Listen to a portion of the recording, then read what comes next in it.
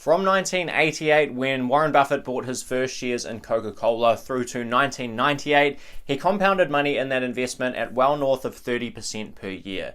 His investment into Coca-Cola in 1988 of about $1.3 billion had grown to about $17.2 billion in just a 10-year period. And over that decade, he'd also received about $700 million in dividends. It's one of the most famous and most spectacular investments that Buffett has ever made. But from 1998 through to today, the Coca-Cola investment has not performed anywhere near as well as it did during that first 10-year holding for Buffett and for Berkshire. And in this video, I want to talk through a few of the reasons why I think that investment has not performed all that well from 1998 through to today in 2021. And I also want to talk through some reasons why, even though I think that Coca-Cola personally was overvalued quite significantly in 1998, I want to talk through some reasons why I think Warren Buffett actually did not sell those shares in order to get cash to put into other ventures. So with all that said, I do hope you enjoy the video. If you do, please hit like and hit subscribe. It really does help me out and support the channel a lot. But without further ado, let's get straight into the video. So firstly, let's actually look at the investment return that Buffett and Berkshire Hathaway got out of Coca-Cola from 1998 through until today. We know that from 1988 through to 1998, they got about a 30+% return per year. It worked out spectacularly well. But from 1998 through till today, firstly, let's look at the stock price. I'll put that up on the screen here. And you'll see that from the peak in 98 and through until today, the stock has basically gone nowhere. It's up a very small amount. If you annualize that return over 20 years, it's really close to zero, certainly less than a couple of percent a year on the sort of capital gain for Berkshire Hathaway in that investment. But we also need to keep in mind that Coca-Cola does pay a dividend. They're famous for paying out a high percentage of their cash flows now. And Berkshire probably got anywhere from about a 1 to a 3% dividend yield throughout that 20+ year investment period since 1998. So if we tally both of those things up, Berkshire's probably looking at less than a 3% compounded return from Coca-Cola. That is absolutely nowhere near the 34% or whatever it was, which again, I'll put up on the screen here, that they did in the first 10 years of holding that investment.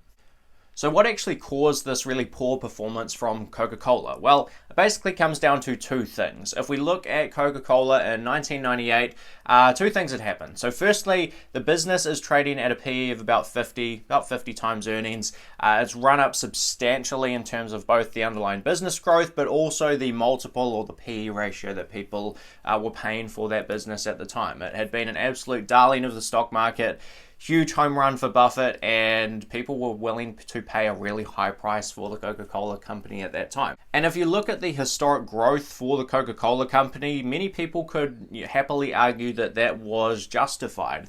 The business in the 5 years preceding 1998 had compounded their earnings at about 20% per year, but they did nowhere near that performance in the following 20 years from 1998 through to today. And that is really what drove this poor performance for Coca-Cola. Firstly, it was really expensive, and secondly, the business results did not deliver anywhere near the growth in order to justify that particular multiple being placed on the stock. So in 1998, the earnings or the net income for the Coca-Cola company was $4.129 billion.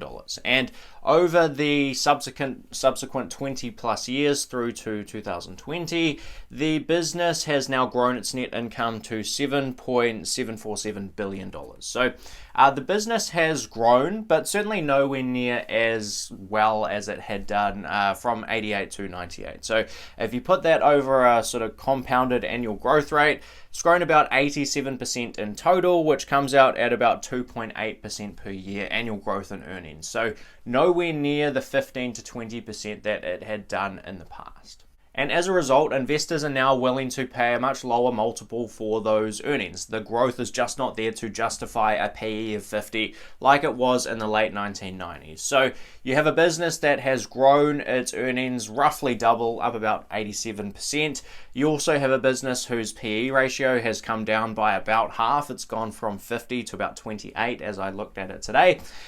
So those things basically even each other out. You've had the earnings double, you've had the multiple half, and it basically basically means that the stock price has been completely flat for the last 20 years. So in hindsight, Coca-Cola was clearly overvalued in 1998. If you look at the free cash flow yield of that business, it was about 2% per year, and that 2% free cash flow yield, if you had bought in 1998, that free cash flow really didn't grow anywhere near as fast as it had done prior to 1998. Now, if you were to just sell up and put that money into something like a government bond, into say a 10-year T-bill, for example, you could have actually captured about a 5% return per year. So it was very clear that unless Coca-Cola executed on that growth, they were very expensive. So why do you have someone like Warren Buffett, who's the best value investor in history, probably one of the best consumer goods products analysts of all time as well, why do you have someone who has both of those skill sets not make the decision to sell that stock in 1998? So I've come up with a bit of a list of the reasons why I personally think that Warren Buffett did not sell Coca-Cola in 1998. I think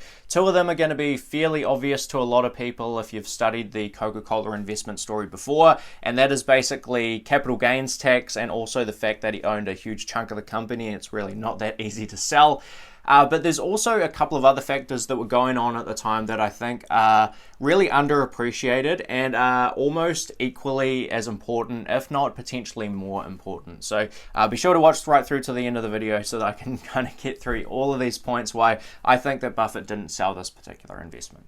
Now, the first thing is a capital gains tax hit. Now, in the US, you basically have two types of capital gains tax when you sell an investment. Firstly, you have short-term gains. So if you've held a stock for less than a year and you sell it, any gains that you make or any profits that you make on that investment, you basically pay as tax as if it was regular income, like you might have earned at your job, for example. But if you've held a stock for longer than a year, you basically get a flat rate that you have to pay on those long-term capital gains, which is generally much lower than what you would pay on a short-term gain that you've only held for less than a year. So in Berkshire Hathaway's case, let's assume that that capital gains tax rate is about 20%.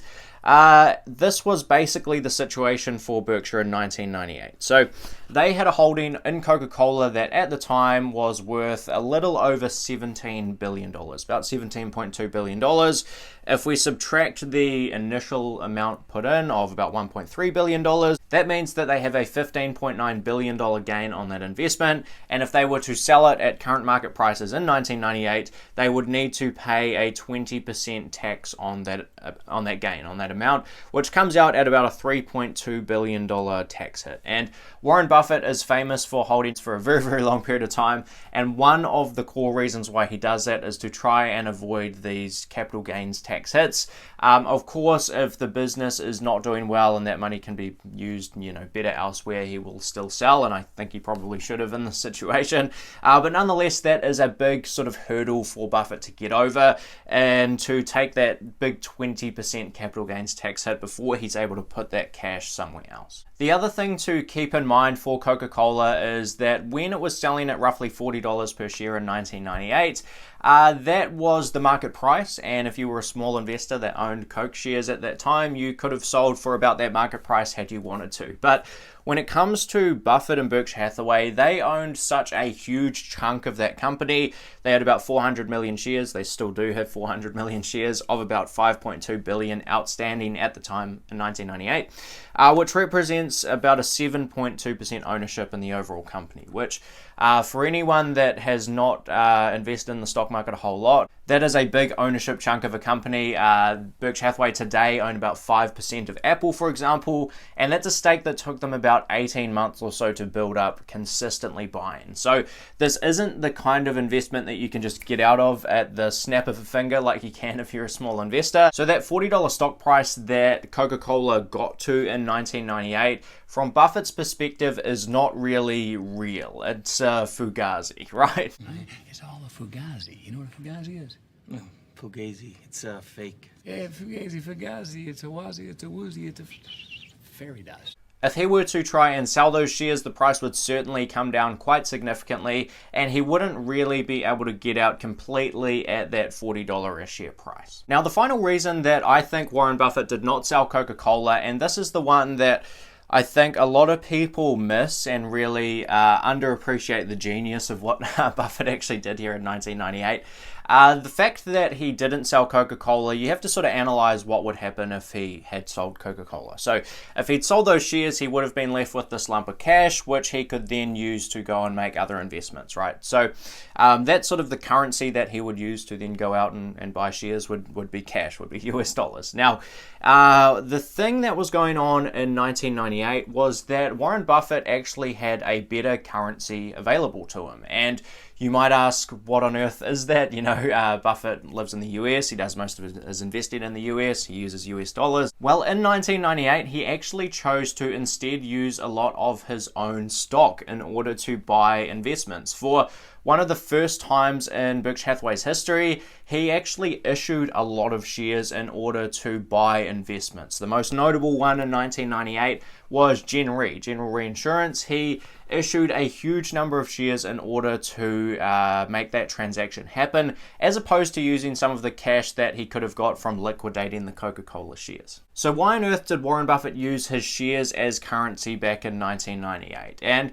the short answer is that Berkshire Hathaway was very overvalued. Now, we know that one of the main metrics that a lot of people use to sort of roughly calculate intrinsic value for Berkshire Hathaway today is a price to book ratio, and that was exactly the same back in 1998. The only difference was back in 1998, the Berkshire Hathaway business owned far fewer sort of wholly owned subsidiaries. A very, very large percentage of their portfolio was simply in public companies. So when it came down to trying to value the overall Berkshire Hathaway entity, it was actually a lot simpler by just using a price to book ratio than it even is today. So really a price to book ratio of in and around 1 was probably a fair price for Berkshire Hathaway back in 1998. If you liquidated all their holdings, liquidated all their shares, you would get about book value. So that was sort of a reasonable proxy for intrinsic value at the time. They had a few wholly owned subsidiaries, but it was nowhere near as significant as it is today. But the thing is, in 1998, Berkshire Hathaway's stock was actually selling for 1.85 times book value. It was selling at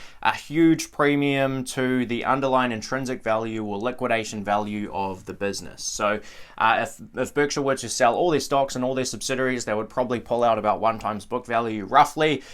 They were selling at 1.85. So they were very, very overvalued at that time by, call it roughly 80%.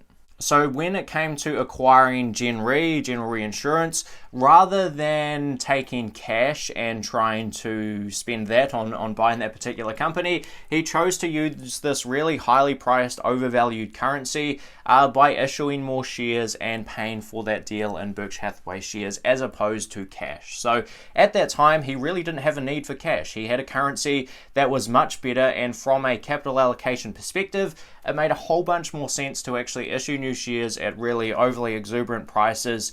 It made much more sense to do that than it would have done to use cash to go out and finalize some of these deals. And Buffett actually writes about this in his 1998 or 1999 annual letter. I'll put a screenshot up of it here. Often in his annual letters, he talks about an annual gain in book value. And in that year, he had an annual gain in book value at Berkshire of about 48%, which he then immediately goes on to say is nowhere near as impressive as it sounds, because the vast, vast majority of that gain had actually come from issuing shares of Berkshire Hathaway. So that is part 2 of the story of Warren Buffett and Berkshire Hathaway's investment in Coca-Cola. It worked extremely well from 1988 through to 1998. He probably should have sold in 1998 because it hasn't done that well through to 2021. But there were multiple reasons why he wasn't able to do that. He would have had to take the big capital gains tax hit. He probably wouldn't have gotten as high a market price as it might have looked like he was able to get at the time. And he also had a better currency available to him to do deals. Now, all of that being said, in hindsight, it probably still would have been a good decision to sell, even if he did take the capital gains tax hit, and even if he did not get the high market price that it peaked at in 1998. It probably still would have worked out a lot better to put that into some of the investments that he made in later years. But nonetheless, I don't think that the not selling Coca-Cola decision was quite as simple as it might seem on the surface of things. So I hope you enjoyed that video and that was helpful and educational and all that sort of stuff. So if you did, please hit like and hit subscribe, and I will see you in the next one. Cheers.